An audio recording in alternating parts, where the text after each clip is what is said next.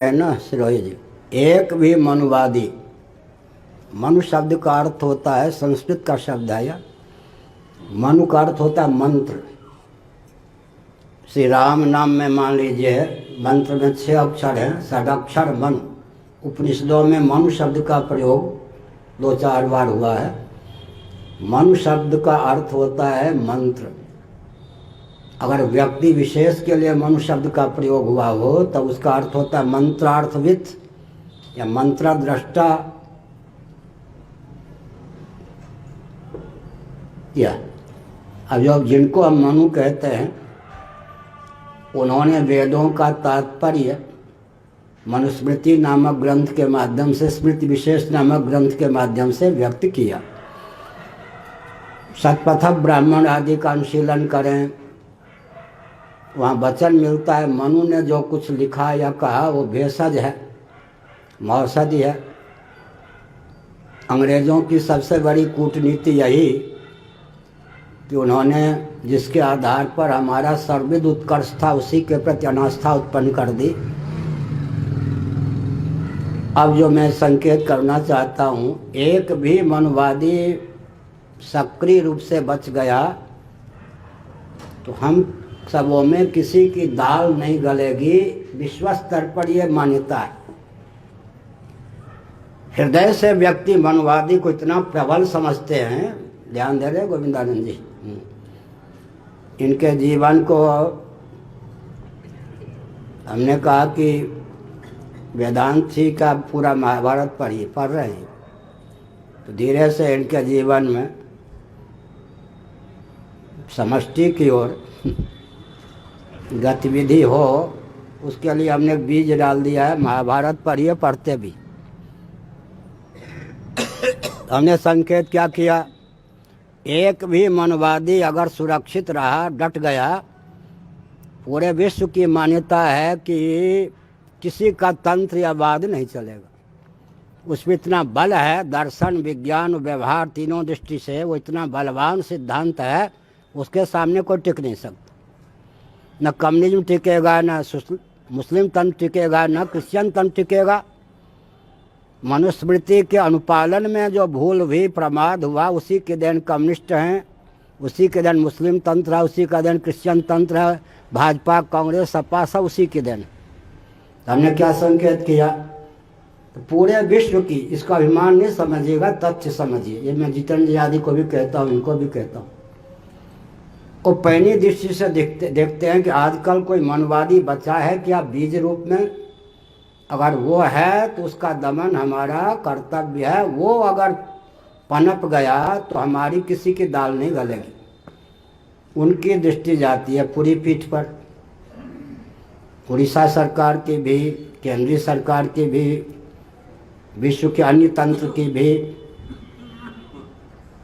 तब वो सोचते हैं कि मनु का सिद्धांत मानता हो, उस मार्ग पे चलता भी हो, तदनुकूल शासन तंत्र व्यास तंत्र के शोधन का प्रकल्प भी जिसके पास हो, ऐसा कोई व्यक्ति है तो उसको दबाओ, मरवाने का प्रयास करो, अपहरण का प्रयास करो। अगर वो सुरक्षित रह गया, उसकी योजना आगे बढ़ी, तम सबों में किसी की दाल नहीं गलेगी। जहाँ भक्ति होती भूपों को, यह है ना, जहाँ अनुगमन करना चाहिए वहाँ वो दमन का प्रयास करते हैं। मैंने एक संकेत बताया। इस दृष्टि से विचार करें तो पुरी के शंकराचार्य को दबाने का पूरा अभियान उड़ीसा सरकार का भी है, कांग्रेस का भी है, भाजपा का भी है। सामने सब हाथ जोड़ते हैं अंदर से। और मेरे अतिरिक्त जितने शंकराचार्य प्रामाणिक हैं उनका भी पूरा हाथ है, और नकलियों का तो कहना ही किया, आतंकवादियों का भी हाथ है। यह व्यक्ति अगर अपने अभियान में सफल हो गया तो हम सब किसी की दाल नहीं गलेगी, क्योंकि श्रुति युक्ति अनुभूति दर्शन विज्ञान व्यवहार में सामंजस्य साधने की विधा कही है नहीं। वो तो शास्त्रों के आधार पर गुरु ग्रंथ और गोविंद की कृपा से संभव है। तो हमने कहा अब अभी जो मोदी जी के प्रधानमंत्री बनने के बाद एक विकट परिवर्तन आया है, पहले भी था, अभी वो चक्रवृद्धि ब्याज को प्राप्त हुआ है। शासन तंत्र की मुट्ठी के बाहर कोई धार्मिक, आध्यात्मिक, सांस्कृतिक तंत्र भी नहीं रहने दिया जाएगा, क्योंकि शासन तंत्र के जो प्रधान हैं, प्रधानमंत्री, वो समाधि भी लगाने चले जाते हैं, वन में भी रहते हैं, भूखे भी रहे हैं, रोटी नमक खाकर भी रहे हैं, तो वो अपने आप में आध्यात्मिक मनीषी भी हैं, समाधिनिष्ठ भी हैं।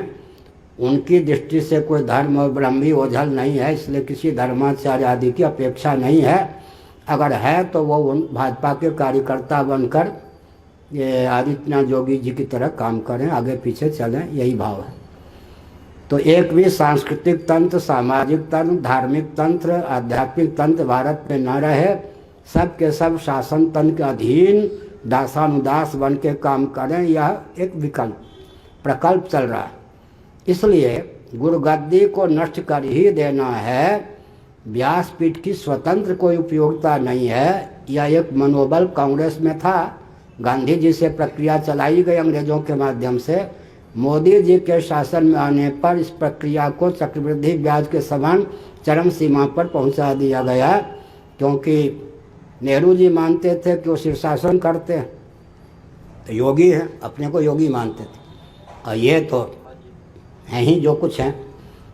अब इस दृष्टि से इनकी दृष्टि में हमारी उपयोगिता नहीं है, ये नहीं कह सकते। एकांत में जो मोदी जी ने मुझसे दो तीन वाक्य बोले, एक वाक्य में कभी कहता नहीं सभा आदि में, वो जब तक उनको पूरी मेरे बारे में जानकारी नहीं थी कि ये फुहर नहीं है, हमारी बात फैलाएंगे नहीं, एक गंभीर तथ्य कोई उन्होंने कहा एक वाक्य में, मैंने विश्वास पूर्वक कहा कि ये वाणी के चंचल नहीं है, कहीं बात विस्फोट नहीं करेंगे, विश्वासपात अंदर से तो हमें है, लेकिन दबाने का भी पूरा प्रयास है। इसका अर्थ क्या होता है? इसका अर्थ ये होता है कि जिस ढंग से विकास को परिभाषित और क्रियान्वित करने की प्रक्रिया चल रही है, उसी के गर्भ से सारा विस्फोट निकलेगा। एक भी सनातन मान बिंदु की रक्षा आधुनिक शासन तंत्र के माध्यम से हो जाए, संभव नहीं। अब तो केवल एक चीज़ है कि सनातन शासन तंत्र की प्रस्थापना का मार्ग क्या हो। इस उन्मादपूर्ण लोकतंत्र, प्रजातंत्र, जिसमें सत्ता लोलुपता, अदूरदर्शिता को राजनीति का पर्याय हम मान सकते हैं, उसको वैदिक सनातन शासन तंत्र के रूप में परिवर्तित करने की विधा क्या हो, और उसके लिए व्यक्ति का क्या होता है जी, चयन, प्रशिक्षण, नियोजन। चयन की विधा, प्रशिक्षण की विधा, नियोजन की विधा क्या हो, यह बात यहाँ आकर रुकती है। 5 मिनट की सीमा में एक संकेत करता हूँ। अभी जो हिंदुओं की स्थिति है, पुरुष भी बहुत से ऐसे हैं जो अभी नवरात्र आदि में व्रत रखते हैं, रखेंगे, फलाहार आदि कर लेते हैं, देवी देवता का पूजन करते हैं, माताएं तो बहुत व्रत करती ही हैं, लेकिन हिंदुओं के जप तप व्रत सबका अंदर का हिस्सा ये है, अंतरंग भाव ये है कि हाय पेट हाय परिवार। पेट और परिवार की सीमा में ही वो फल चाहते हैं, कृपणा फल हेतवः।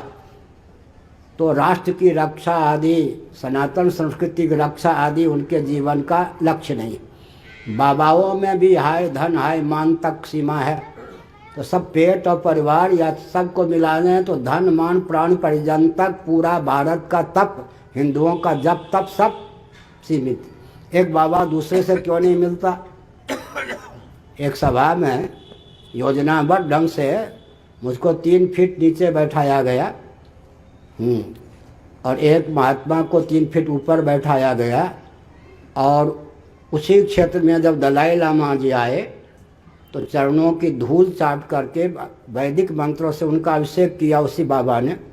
इससे सिद्ध होता है कि पुरी के शंकराचार्य अगर हमारे मंच पर बुलाए जाते आवे तो कम से कम 3 फीट उनको नीचे बैठा दो, ताकि लोगों को हो कि हम बहुत महान हैं अपने लिए।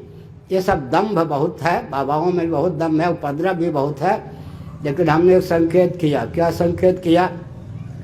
पूरे विश्व की लाचारी है यह। क्या लाचारी है? जिस ढंग से विकास को परिभाषित और क्रियान्वित करने का प्रकल्प चल रहा है, वैज्ञानिकों का अनुसंधान है 30 वर्षों से अधिक मानव सृष्टि नहीं चलेगी। अगर इस समय उस विकास की परिभाषा को नियंत्रित और क्रियान्वित करने से बचाया नहीं गया तो मानव सृष्टि 30 वर्षों से अधिक नहीं चलेगी। आधुनिक विकास की परिभाषा और क्रियान्वयन की प्रक्रिया ने समग्र सनातन सर्वहितप्रद मानवेंदुओं को विकृत और विलुप्त होने के कगार पर पहुंचा दिया है। पृथ्वी, पानी, प्रकाश, पवन जो ऊर्जा के स्रोत हैं, इनको भी अत्यंत विकृत और क्षुब्ध या कुपित कर दिया है।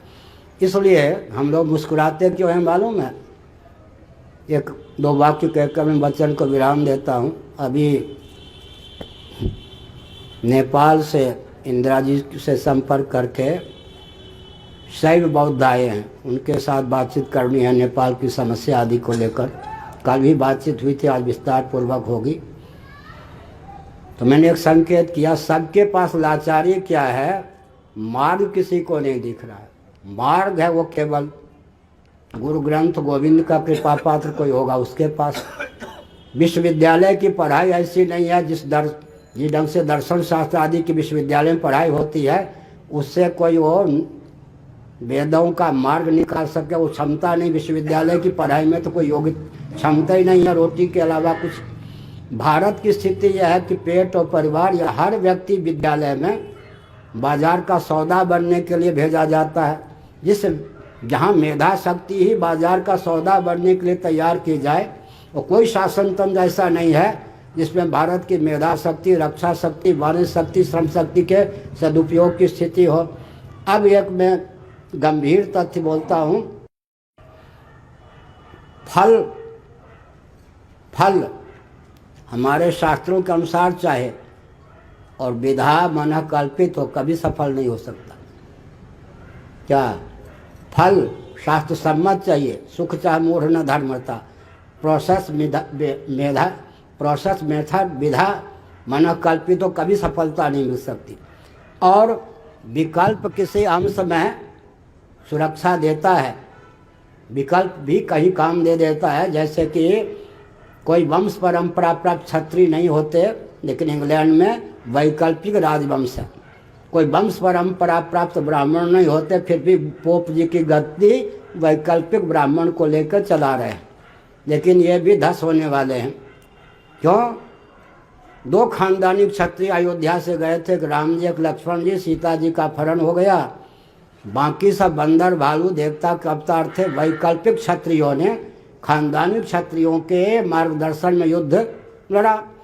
केंद्र में मूल में कम से कम खानदानी क्षत्रिय तो थे, केवल वैकल्पिक गुरु। अभी पोप की गद्दी इंग्लैंड में एलिजाबेथ की गद्दी भी ज़्यादा दिनों तक नहीं है। मैं संकेत करता हूँ, तो मैंने क्या संकेत किया? मैंने यह संकेत किया कि हमारी प्रक्रिया कोई न माने, विधा न माने, और हमारे रामराज धर्मराज को ले उसको क्रियान्वित करने चलेगा, विस्फोट हो जाएगा।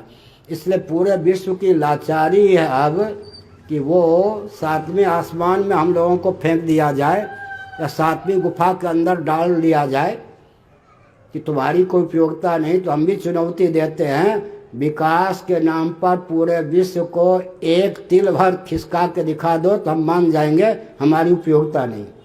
हमारे मुंह से इस समय ऋषि मुनि बोल रहे हैं, वेदादि शास्त्र बोल रहे हैं, गुरु बोल रहे हैं, समझ गए, गोविंद बोल रहे हैं। इसका मतलब एक भी सनातन सिद्धांत के प्रति आस्थान्वित व्यक्ति होगा, उसकी उपेक्षा करके आप सारी सृष्टि एक हो जाए, विकास नहीं कर सकते। श्रीमद् भागवत इंद्र की उपेक्षा कर दी, उसके प्रमाद के कारण बृहस्पति जी ने अपने आप को तिरोहित कर लिया। ब्रह्मा जी को अनुकूल कर लिया, नारायण जी को अनुकूल कर लिया इंद्र ने, फिर भी नौ जाकर गद्दी पर बैठ गया, मानसरोवर में छिपना पड़ा। न ब्रह्मा जी आंसू पोंछ पाए, न नारायण जी, और विश्वरूप गुरु बनाया ब्रह्मा जी कहने पर, उसको मारना भी पड़ा, ब्रह्महत्या भी लग गई, वृत्रासुर से पाला पड़ा। इसका मतलब क्या होता है? इसका मतलब होता है, मोदी जी, योगी जी सब सुन लीजिए, मलाई चाटने या रबड़ी या भंडारा खाने वालों की गद्दी नहीं है। आप लोग ये समझते हैं कि बिना आध्यात्मिक मनीषी के हम इन सब योजनाओं को क्रियान्वित करके व्यासपीठ की आवश्यकता ही नहीं रहने देंगे, कल्पना छोड़ दीजिए। इसलिए झक मारकर पूरे विश्व को इधर आने की आवश्यकता है। 1,97,29,49,120 वर्षों की हम लोगों की इस कल्प में गुरु परंपरा है श्रीमन नारायण से। तो भगवान शंकराचार्य से 2503 वर्षों की हमारी गद्दी है। हम लोगों की उपेक्षा करके नकली 1000 शंकराचार्य बना दीजिए, आतंकवादी बना दीजिए, उससे काम नहीं चलेगा। शंकराचार्य पद पर प्रतिष्ठित व्यक्तियों ने भी आतंकवादी को शंकराचार्य बनाकर हमारे विरोध में घुमाया। हमारे शिष्यों ने उसको शंकराचार्य कहा। इस सबसे हमको चिंता नहीं है, लेकिन हमने कहा कि भागवत का जो ज्ञान है, क्या कहा भूदेवी ने, श्रीमद् भागवत 4 स्कंद अध्याय 18 श्लोक 3, 4, 5, गाय का रूप धारण करके पृथु से कहा, राजन लौकिक उत्कर्ष भी लक्ष्य हो, मन कल्पित विधा से आप लौकिक उत्कर्ष भी नहीं कर सकते। लौकिक उत्कर्ष, पारलौकिक उत्कर्ष और परमात्मा की प्राप्ति का मार्ग भी प्रशस्त हो, उसके लिए एकमात्र सनातन मार्ग ही है। तो आज के प्रवचन का सार निकला। हमें प्रसन्नता है, हम व्यष्टि होकर नहीं बोल रहे, समष्टि होकर बोल रहे। हमारी उपयोगिता अगर प्रधानमंत्री आदि की दृष्टि में नहीं है तो हम असहयोग नहीं करेंगे। जैसे बृहस्पति जी ने कोई सेना का अपहरण नहीं किया, साप नहीं दिया, फूट डालने का काम नहीं किया, हम असहयोग नहीं करेंगे। लेकिन आप एक तिल भर भी भारत को विकास के नाम पर खिसका दीजिए तो हम समझेंगे। इसका मतलब यद्यपि हमारे सिरोही जी ने राम जन्मभूमि के निर्णय की सराहना की, लेकिन मैं ही एक ऐसा व्यक्ति हूँ पूरे विश्व में रोता हूँ। अंदर संस्था भी हूँ, बाहर से भी दम पूर्वक नहीं रोता हूँ। लखनऊ खंडपीठ के निर्णय पर भी मैं ही केवल रोया था। अशोक सिंघल होली मना रहे थे, बाकी शंकराचार्य दिवाली, बाल ठाकरे दिवाली मना रहे थे। यह निर्णय आतंकवादी और आतंकवाद को महिमा मंडित करने का है। अभी 9 व्यक्तियों का ट्रस्ट बन चुका है। वहाँ पूरे विश्व की आतंकवाद की शक्ति वहाँ पर लग जाएगी और छक्के छूट जाएंगे भारत के न्यायालय के और भारत के सूझबूझ के और राम मंदिर के। इसलिए जो निर्णय आया है उपहार के रूप में, ये केवल उत्तर प्रदेश को ही कई टुकड़ों में बांटने में समर्थ है। इसलिए हमने कहा किसी भी आतंकवादी या आतंकवाद को महिमामंडित करना न्यायालय की न्याय सरणी के विरुद्ध है। मुस्लिम तंत्र के लिए भी अभिशाप होगा भविष्य में। कम सहारी था, सनातनी था, वैदिक कुल में उत्पन्न था, हिंदू था। इसी प्रकार हिरण्यकश्यप, हिरण्याक्ष, रावण, दुर्योधन, लेकिन हम इनको आदर्श नहीं मानते हैं। बाबर कोई हुआ होगा, मुसलमानों का दायित्व है कि उसको आतंकवादी घोषित करें, उसके आतंकवाद का अनुगमन न करें। यह न्यायालय का दायित्व होता है किसी आतंकवादी और आतंकवाद के नाम पर 5 एकड़ भूमि दान में दे दो, उपहार में दे दो। वो चुप रहेंगे क्या? भाजपा की इस कोर्ट के नाम पर है तो मूल में भाजपा की इस नीति को, इस निर्णय को भाजपा के उपहार समझा उन्होंने। दुर्बलता समझ के दिल्ली की घटना हुई। दिल्ली की घटना पर मैं पहली बार बोल रहा हूँ। दिल्ली की घटना थी, उपहार नहीं समझा, इनकी दुर्बलता समझी 5 एकड़ भूमि। अब जो कुछ होगा देखिए। इसलिए मैंने संकेत किया, रामद्रोह का सबसे बड़ा परिचय है ये निर्णय, रामद्रोह का सबसे बड़ा। और उसने कहा है,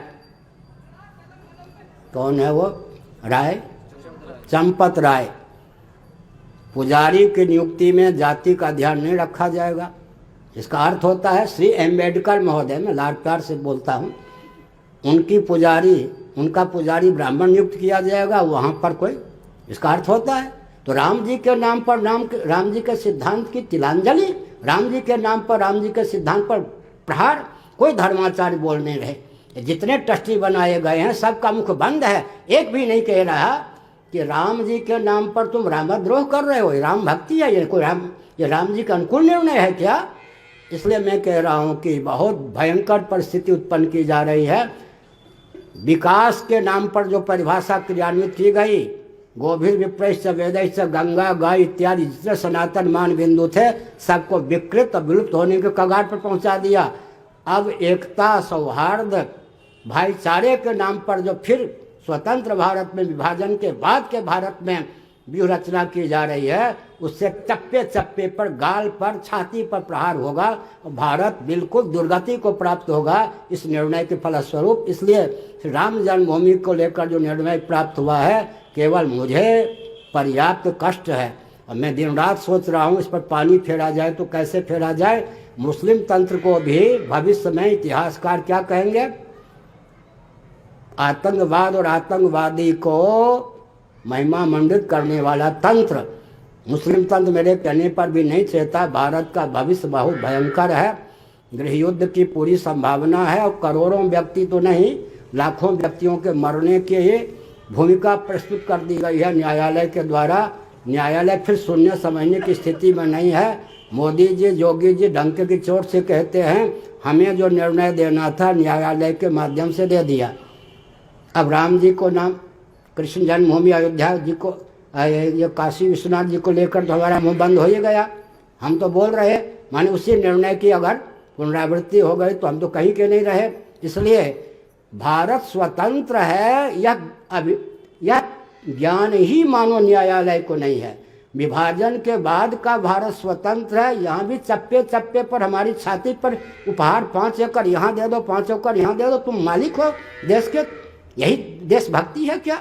इसलिए हमने संकेत किया राजनीति की दिशा बहुत भयंकर है और सौहार्द के नाम पर, शांति के नाम पर, भाईचारा के नाम पर, एकत्व के नाम पर भारत को कई खंडों में विभक्त करने का षड्यंत्र है। सावधान।